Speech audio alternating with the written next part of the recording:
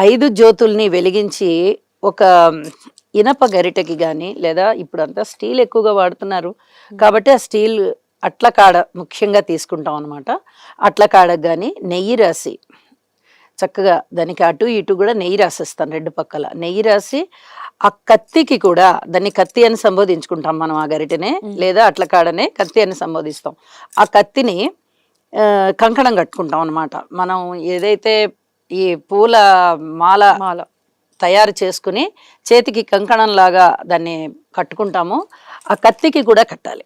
ఆ పూలమాలని కట్టి దానికి కూడా చక్కగా బొట్టు పెట్టి ఈ జ్యోతులు వెలిగించుకొని దాని మీద ఈ అట్లకాడని పెడతాం. ఆ మంటకి నెయ్యి రాసి ఉంటాం కదా అటు ఇటు 2 పక్కల కూడా, అది చక్కగా మసి పట్టినట్టుగా అవుతుంది. అంటే అందరికీ అర్థమయ్యే భాషలో చెప్తున్నాను కానీ మనం మసి అనకూడదు. ఇది ఒక పవిత్రమైనటువంటి కాటుక అనమాట. కాటుక దాన్ని స్త్రీలు కొంగు బంగారం అంటారు. అది కాటుకలాగా తయారవుతుంది, కళ్ళకు పెట్టుకోవడానికి వీలుగా ఉంటుంది. అది కంటికి చలవ, ఐశ్వర్య వృద్ధి, అలాగే సౌభాగ్య వృద్ధి ఇవన్నీ కూడా ఆ కాటుకలో అంతర్లీనంగా ఉంటాయి. మనం అది వాడితే మనకి సౌభాగ్య సిద్ధి అని ఆ శ్రావణ మంగళవారం నాడే చేసుకుంటాం ఇది. ఇక మరుసటి రోజు కానీ ఇతరత్ర ఏ పండగలోనూ ఈ ప్రాధాన్యత లేదు, ఈ కాటుక చేసే ప్రాధాన్యత లేదు. ఈ శ్రావణ మంగళవారాల్లో మాత్రమే ఉంటుంది. కాబట్టి ఆ కథ చెప్పుకుంటూ సుశీల కథ చెప్పుకుంటాం అనమాట. ఆ సుశీల కథ శ్రావణ మంగళవారపు నోము కథ అనమాట.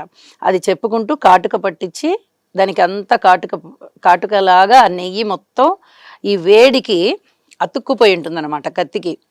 ఆ కాటుకని వాయినంలో దాన్ని కూడా పెట్టుకోమని చెప్పి ఆ కత్తిని అందిస్తాం అనమాట.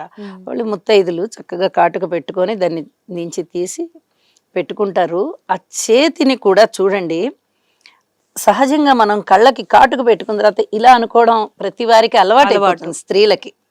కానీ ఈ శ్రావణ మంగళవారం నాడు తీసుకునేటటువంటి వాయనంలో ఈ కాటుకని ఇది కొంగు బంగారం అని చెప్పి కొంగుకి రాసుకుంటాం.